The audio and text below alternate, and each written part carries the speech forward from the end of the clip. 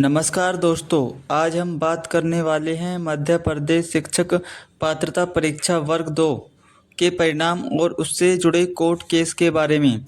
बहुत से अभ्यर्थी बेसब्री से अपने रिजल्ट का इंतज़ार कर रहे हैं और साथ ही कोर्ट में चल रहे मामले को लेकर भी चिंतित हैं। तो आज के इस वीडियो में हम इन्हीं दो महत्वपूर्ण विषयों पर विस्तार से चर्चा करेंगे। सबसे पहले बात करेंगे एमपी टेट वर्ग 2 के परिणाम की।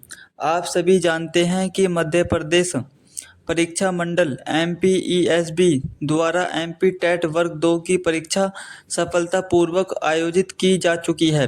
परीक्षा देने के बाद हर अभ्यर्थी के मन में यही सवाल होता है कि उनका परिणाम कब आएगा।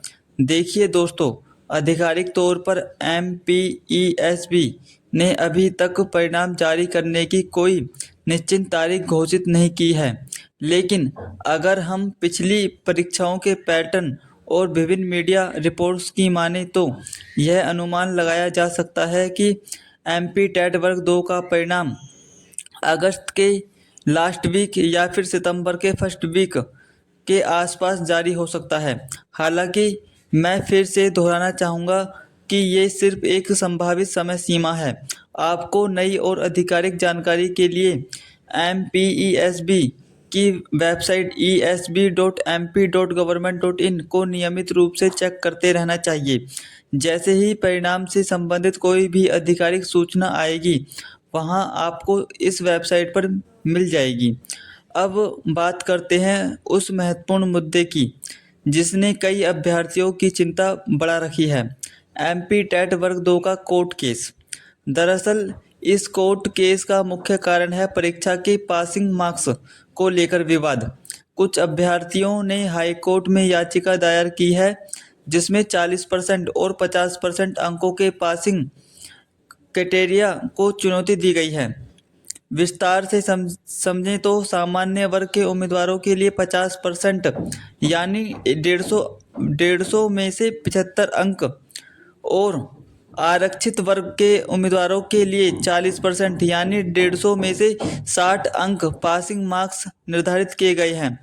याचिकाकर्ताओं का कहना है कि परीक्षा की अधिसूचना जारी होने के बाद इस नियम में बदलाव किया गया, जिससे बहुत सारे योग्य अभ्यर्थी परिणाम से वंचित हो सकते हैं।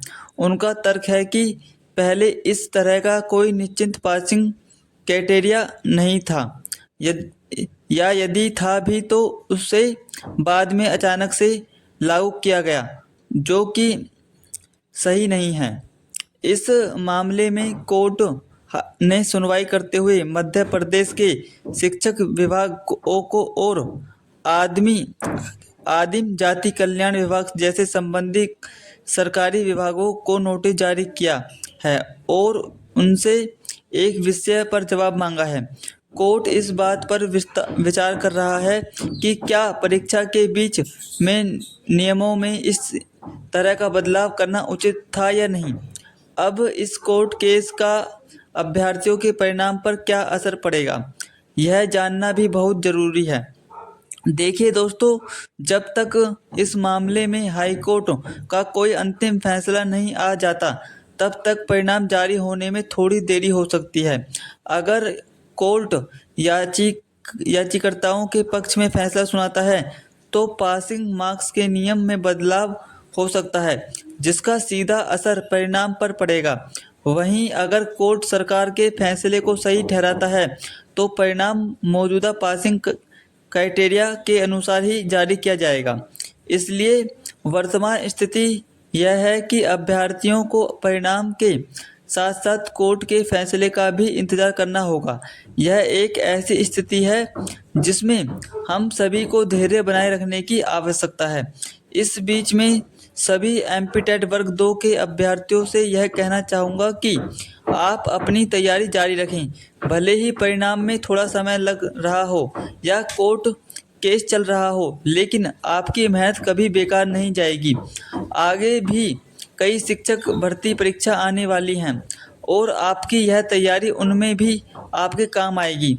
आप एमपीईएसबी की आधिकारिक वेबसाइट को नियमित रूप से चेक करते रहें ताकि आपको परिणाम और कोर्ट केस से संबंधित कोई भी नई जानकारी तुरंत मिल सके।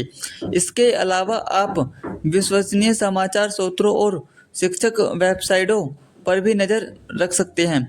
हम भी इस मामले पर लगातार अपनी नज़र बनाए हुए हैं और जैसे ही कोई नई अपडेट आती है हम आपको तुरंत सूचित करेंगे।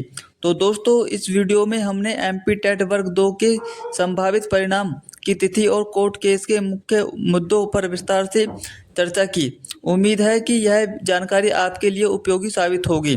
अगर आपके मन में अभी भी कोई सवाल या शंका है तो आप कमेंट सेक्शन में पूछ सकते हैं। हम पूरी कोशिश करेंगे कि आपके सवालों का जवाब दे सकें। वीडियो को लाइक करें, शेयर करना ना भूलें ताकि यह जानकारी अन्य अभ्यर्थियों तक भी पहुंच सके।